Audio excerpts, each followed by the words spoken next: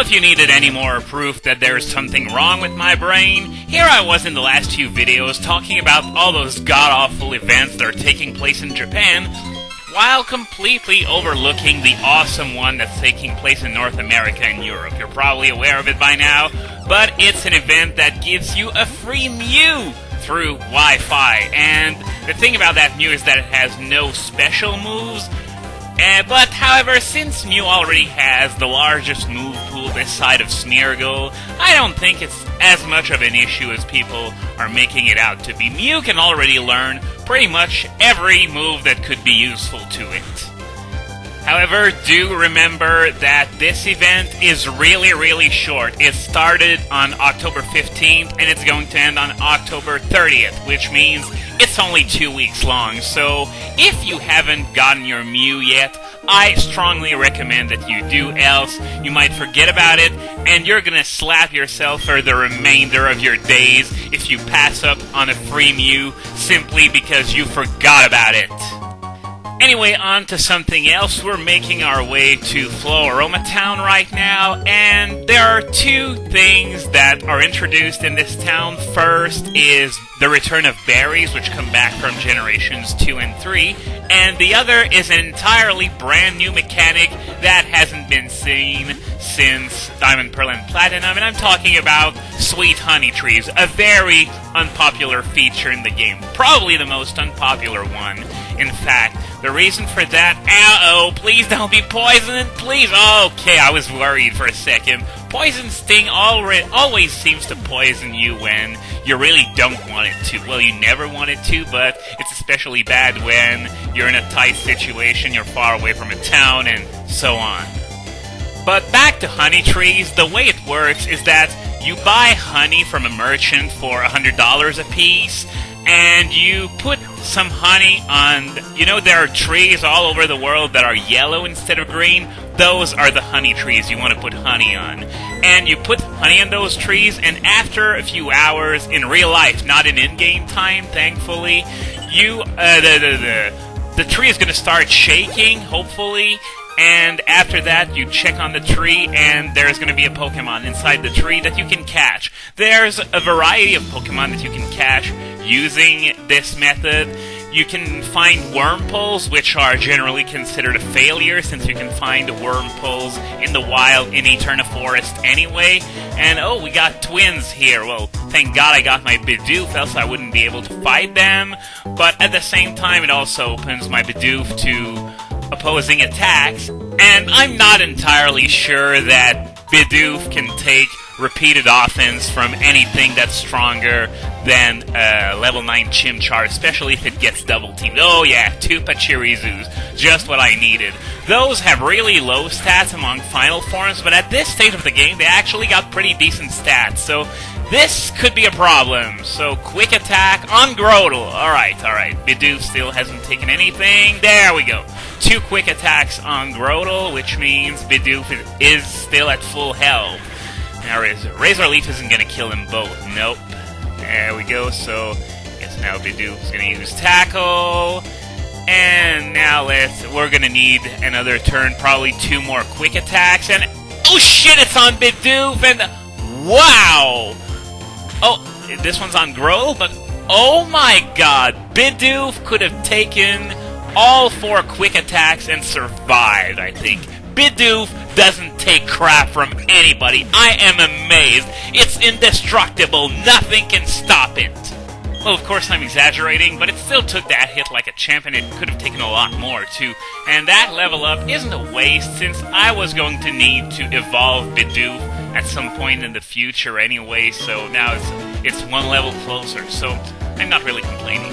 Anyway, about those honey trees, I already said you could find Wurmples inside those trees, and the other Pokemon that you can find in these are exclusive to honey trees. You can't find them elsewhere. You got Burmy and Combi that are fairly common inside honey trees. You got Cherubai and Apom that are a lot more rare, and you got Munchlax, which, well, if you find a Munchlax inside a honey tree, go buy a lottery ticket, because you are in luck. I personally never found one, I just traded for it, thank God, since it's breedable. But yeah, finding a Munchlax without trading in this game is a gigantic pain in the ass, and I've spent a lot of time on this game, and I have never once done it. It's basically a downgraded version of headbuttable trees from Gold, Silver, Crystal, and Heart Gold, Soul Silver, because it takes several hours to wait for a single Pokemon, whereas you could just headbutt a tree until something you like comes out, and you also have to pay for the honey. It's $100 a piece, so it's not too expensive, but over the long run, yeah, it might start to get a bit pricey if you're really looking for something like a Munchlax. And furthermore, there's a rumor according to which you can only find Munchlax in the honey tree next to the Valley Windworks, which we're going to go to next, but I'm not sure if it's true or not since I never found one myself. And yeah, if you know for sure, please feel free to tell me in the comments, though not if the video is like an hour old or more, else I'm going to keep getting comments for the next few weeks telling me, oh, it's true or it's not true. Heck, I'm still getting comments telling me that the movie in my first LP video ever is Stand By Me, and I even added an annotation telling people, please stop. I know it's Stand By Me, and they still keep sending it to me. Oh, jeez. But anyway, Team Galactic is here in Floaroma, and they want honey for some reason. I don't really remember why they want honey if they're looking to awaken two ancient deities. But yeah, I suppose that they might be interested in honey since their commander is an expert on everything that has to do with the birds and the bees, so maybe it's just some creepy obsession of hers anyway. And yes, I just did that joke about the birds and the bees, and there are a lot more crappy ones to follow. You can't buy berries or accessories at Pokemarts. Why would I want to buy accessories anyway? They suck. Contests in general suck, so wouldn't want to buy them anyway. So, oh, we're starting to have super potions here. So, yeah, I guess that's an upgrade over potions since they start getting outdated at this point in the game. Still got heal balls and net balls that are available to us. No dusk balls until Solaceon, if I remember.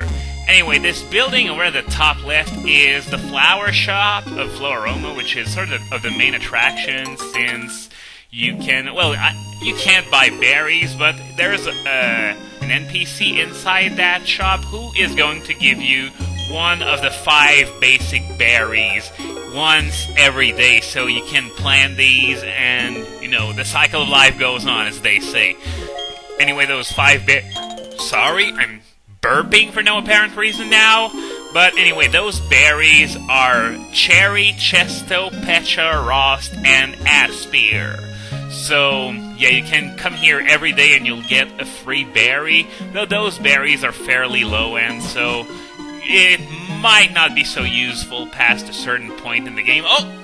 We're getting the sprayed-up watering can here, which is, well, exactly the same thing as the Whalmer Pail in Ruby, Sapphire, and Emerald, and it's the same thing as a Whalmer Pail, except that it's a pail that's shaped after a Psyduck. Anyway, this is this person here who is going to give you a berry every day, and we got the Aspir berry. This one thaws out frozen Pokemon, which is pretty cool, and oh, I apologize. I did not want to do that pun. I only really realized it afterwards. It was completely unintentional. Exchange berries for accessories. So, you're telling me that I could trade useful items for useless items? Well, this feature was most definitely designed by Gonad, folks. Why would I want to get more accessories if berries are actually useful? Of course, accessories would be useful if you did contests, and you need to do contests to get a 5-star trainer card, but I've never once beaten a master rank contest. And, okay, now, oh! The Pluck TM. Pluck is actually a fairly good move because there aren't very many really good, physical flying moves other than Brave Bird. You got Fly, which is useful in-game. It's been powered up to 90 in Generation 4, by the way, but competitively it's completely useless. And after that you got either Aerial Ace or Pluck, which, well, the choice depends on whether you fear stuff like Sandvale or Snowcloak more, or berry-wielding Pokemon, though not very many Pokemon use berries these days anyway, so usually Aerial Ace still remains the better choice. And, by the way, look at all these flowers. Why aren't they doing a path for people to walk on without stepping all over these flowers? I mean, I'm feeling like Reno from Final Fantasy VII now. You remember that scene where he stepped on the flowers in the church and, well, whatever. We saw those galactic grunts here, and I think we're gonna fight them right now, since we need to fight them in order to gain access to honey. And no, they're not gonna move over, are they? To be fair, my memory is fairly blurry, so I don't know if I need to move on to Valley Windworks and after that come back here. But, well, that's what I'm going to do. I'm going to head to Valley Windworks in order to see if... oh, we got more berries here. Chesto Berry, which cures sleep. One of my favorite early berries because of that. And, yeah, I'm going to go to Valley Windworks since it doesn't look like we can go... fight those galactics that were over there and get that honey. So, okay, you lived at the Valley Windworks? Does that mean there are apartments and power plants now? Not only that, but we're talking about a wind farm here. Aren't wind farms supposed to generate lots and lots of noise? I don't think that's a place where you'd want to live. So, yeah. Up there is Route 205, as you're seeing one of those honey trees I was talking about earlier. We can't go to Route 205 just yet because we need to clear Valley Windworks and that area over at Floaroma before being able to move on. So, yeah, Floaroma is... no, not Floaroma, sorry. The Valley Windworks are further to the right, so that's where we're gonna go now. And by the way, if you come back here after beating the second gym on Fridays, there is going to be a Drifloon here for you to catch. It's the only way to obtain Drifloon, by the way. And it's not a one-time deal. If you kill it or catch it, another one is going to come by the next Friday, so you can catch as many as you want here. And oh god, don't block my path. If he doesn't want to battle, then I'm stuck. I seriously don't know what to do. Okay, alright, there we go. We're gonna have some progress here. I was afraid that I wasn't gonna be able to enter the Valley Windworks. I wasn't going to be able to enter that place with the honey and Floaroma.